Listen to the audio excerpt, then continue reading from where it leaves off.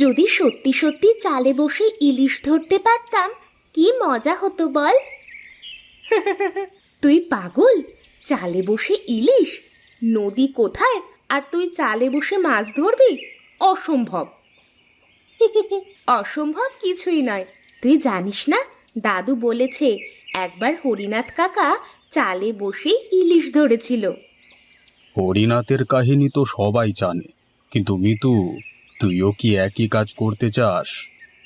হ্যাঁ বড় কাকু, আমি তো ভেবে দেখছি যদি সত্যি চালে বসে ইলিশ ধরা যায় কত মজা হবে। আরে মিতু, তুই আবার হরিনাথের কাহিনী বলতে বসেছিস? তবে সেই কাহিনীর অনেকটাই তোর জানা হয়নি। দাদু, আমাদের সেই গল্পটা বলো না, চালে বসে ইলিশ ধরার। আচ্ছা শোনো তবে, এটা শুধু গল্প নয়, এটা ছিল সত্যি। হরিনাথ কাকা ছিল গ্রামের একজন কিংবদন্তি মৎস্যজীবী। তার সাহস ছিল আকাশ ছোঁয়া, আর প্রকৃতির প্রতি ছিল তার অসীম বিশ্বাস। সে একদিন ঠিক করলো, নদীর কাছে না গিয়ে সে চালে বসেই ইলিশ ধরবে। আর সেই সময় হরিনাথের ছিল একটাই সঙ্গী, একটা পাখি। পাখিটা তার সাথে গল্প করত, গান গাইতো। পিসি, এই পাখিটা কি তাকে ইলিশ ধরার পথ দেখিয়েছিল? হ্যাঁ, ঠিকই ধরেছিস। পাখিটা ছিল প্রকৃতির দূত। হরিনাথের মনোযোগ বাড়াতে, প্রকৃতির সাথে একাত্ম হতে পাখিটা তার সাথে ছিল। হরিনাথের কাহিনী শুনছো? আচ্ছা, তুমি কি জানো হরিনাথ কাকার একটা অদ্ভুত ক্ষমতা ছিল? সে ছিপের মাথায় যখন টোপ দিত, প্রকৃতি নিজেই তাকে সাহায্য করত। কিরকম ক্ষমতা কাকু? হরিনাথের ছিপ ছিল এক জাদুকরী ছিপ। তার হাতে টোপ এমনভাবে তৈরি হতো যে মাছ তার দিকে আসতে বাধ্য হতো, আর পাখিরা তাকে সেই বিশেষ টোপ তৈরি করতে শিখিয়েছিল। তো মিতু, তোর সেই পরিকল্পনা কবে শুরু হচ্ছে? চালে বসে ইলিশ ধরবার জন্য তোকে সবাই মিলে সাহায্য করতে হবে তো। আমি তো ভাবছি কালই শুরু করব। বড় কাকু, তুমি তো জানো বিশেষ টোপ কেমন করে তৈরি করতে হয়, তুমি আমাকে শিখিয়ে দাও না। আচ্ছা, আমি তোর জন্য একটা বিশেষ টোপ তৈরি করব। তবে মনে রাখিস, ইচ্ছে শক্তি থাকলে তবেই কাজটা হবে। তুই মনোযোগ দিয়ে চেষ্টা করবি, হ্যাঁ? মিতু, তুই চালে বসে ইলিশ ধরবি আর তোর দাদু সেগুলো নিয়ে মাছের ঝোল রাঁধবে। আমরা সবাই মিলে মজা করে খেতে বসবো। নিতু, তুই যদি ইলিশ ধরতে পারিস, তুই সত্যিই গ্রামে কিংবদন্তি হয়ে যাবি। আমি তোর সাথে থাকবো। আমরা দুজনে মিলে চালে বসে ইলিশ ধরবো, কেমন? হ্যাঁ বিক্রম, তুই কি জানিস, নিতু সফল হলে তুইও গ্রামে কিংবদন্তি হয়ে যাবি।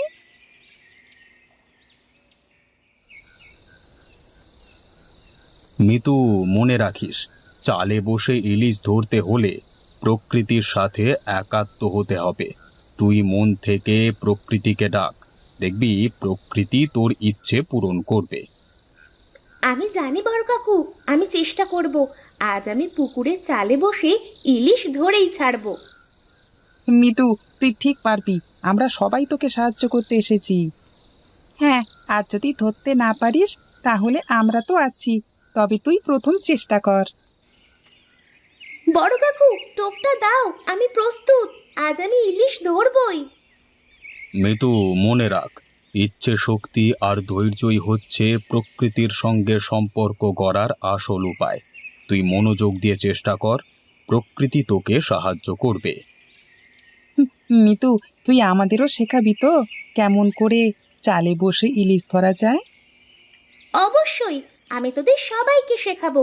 তবে প্রথমে আমাকে নিজের দক্ষতা প্রমাণ করতে হবে।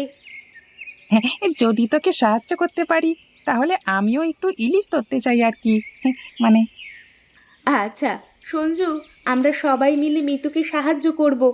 যদি আমাদের মধ্যে কেউ সফল হয় তবে সেটাই হবে আমাদের সকলের সাফল্য।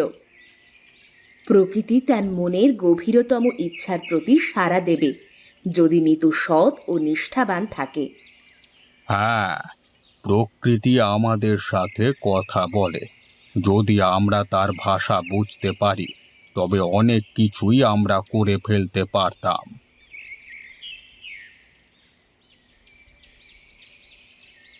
কিছু একটা ধরেছে, আমি টানতে পারছি না, সবাই সাবধান। আস্তে আস্তে আস্তে টান মিতু, তুই সফল হতে চলেছিস, আস্তে টান। মিতু, মিতু, তুই এটা পারবি, আমরা তোর পাশে আছি।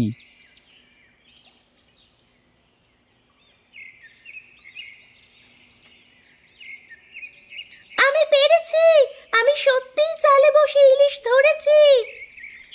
মিতু, তুই সত্যি আমাদের গর্বিত করেছিস। তুই প্রকৃতির রহস্য বুঝতে পেরেছিস। মিতু, তুই আমাদেরকে দেখিয়ে দিলি যে ইচ্ছা শক্তি আর প্রকৃতির প্রতি শ্রদ্ধা রাখলে সব কিছু সম্ভব। মিতু, তুই আমাদের সবার শিক্ষিকা হয়ে গেলি রে, তুই সত্যিই অসাধারণ। হ্যাঁ মিতু, তুই আমাদের দলের নেতা। আজ আমরা সবাই মিলে একটা বড় উৎসব করব। আজ থেকে মিতু আমাদের গ্রামের কিংবদন্তি। আজ থেকে আমরা সবাই তার শিষ্য। সবাই শোনো, আজ আমরা মিতুর সফলতা উদযাপন করতে এখানে একত্রিত হয়েছি। সে তার ইচ্ছে শক্তি এবং ধৈর্যের জন্য সফল হয়েছে। আমরা আজ তাকে সম্মান জানাচ্ছি।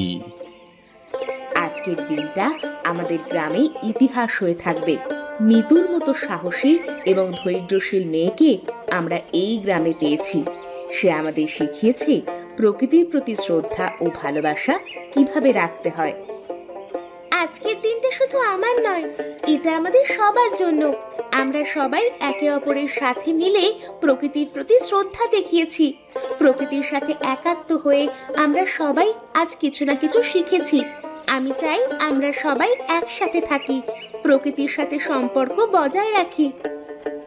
মিতু, তুই আমাদের সকলকে শিখিয়েছিস প্রকৃতির সত্যিকারের ভাষা বুঝতে। তুই আমাদের গর্বিত করেছিস। আজ থেকে আমরা সবাই মিলে প্রতি বছর চালে বসে ইলিশ ধরবার উৎসব করব। এটা আমাদের গ্রামের নতুন ঐতিহ্য হবে। হ্যাঁ, আমরা সবাই মিলে প্রকৃতির সাথে মিশে যাব, তার সাথে বন্ধুত্ব করব। নিতু, তুই আমাদের নেতা। প্রকৃতির সাথে কিভাবে মিশে যেতে হয় তুই আজ দেখিয়ে দিলি। তুই আজ আমাদের সকলকে প্রকৃতির প্রকৃত বন্ধু বানিয়ে দিলি। মিতু, তোর সাহস আর ধৈর্য আমাদের সবাইকে অনুপ্রাণিত করেছে। আমরা তোকে নিয়ে খুবই গর্বিত। তোর গল্পটা আজ সবার মাঝে ছড়িয়ে পড়বে মিতু। তুই শুধু ইলিশই ধরিসনি, তুই আমাদের মনেও একটা জায়গা করে নিয়েছিস। মিতু, তুই আমার সবচেয়ে প্রিয় বন্ধু। আজকের দিনটা আমি কোনো দিন ভুলব না। তুই দেখিয়ে দিলি কিচ্ছু অসম্ভব নয়, যদি আমরা সত্যিই চেষ্টা করি। হ্যাঁ, আজ থেকে তুই আমাদের সকলের নেতা মিতু। তুই আমাদের শিখিয়েছিস কিভাবে ধৈর্য ধরে চেষ্টা করতে হয়। তুই আমাদের সাহসের প্রতীক। মিতু, তুই আমাদের হিরো। তোর মতো সাহস আর দৃঢ় সংকল্প আমরা সবাই মিলে অনুসরণ করব। আজকের দিনটা আমাদের সবার জন্য বিশেষ। আমরা সবাই মিলে যদি প্রকৃতির প্রতি শ্রদ্ধা রাখতে পারি, তাহলে প্রকৃতি আমাদের সাথে কথা বলবে, আমাদের সাহায্য করবে। আমরা একসাথে অনেক কিছু করতে পারবো। মিতু ঠিকই বলেছে। প্রকৃতির সাথে একাত্ম হওয়া আমাদের সবার দায়িত্ব। আমরা যদি প্রকৃতির যত্ন নিই তাহলে প্রকৃতিও আমাদের যত্ন নেবে। আজ থেকে আমরা সবাই মিলে প্রকৃতির সাথে কাজ করব। আমরা সবাই মিলে চালে বসে ইলিশ ধরব, আর এই ঐতিহ্যটা গ্রামে থেকে যাবে। হ্যাঁ, আমাদের গ্রামে একটা নতুন ঐতিহ্য শুরু হলো। আমরা সবাই মিলে প্রকৃতির সাথে আমাদের সম্পর্ক আরো দৃঢ় করব। মিতু, তুই আমাদের গ্রামে একটা নতুন দিগন্তের সূচনা করলি। আমরা সবাই তোর মতো সাহসী হওয়ার চেষ্টা করব। আজকে থেকে আমরা সবাই চালে বসে ইলিশ ধরবার জন্য প্রস্তুত থাকব। আমরা সবাই মিলে এই নতুন ঐতিহ্য চালিয়ে যাব।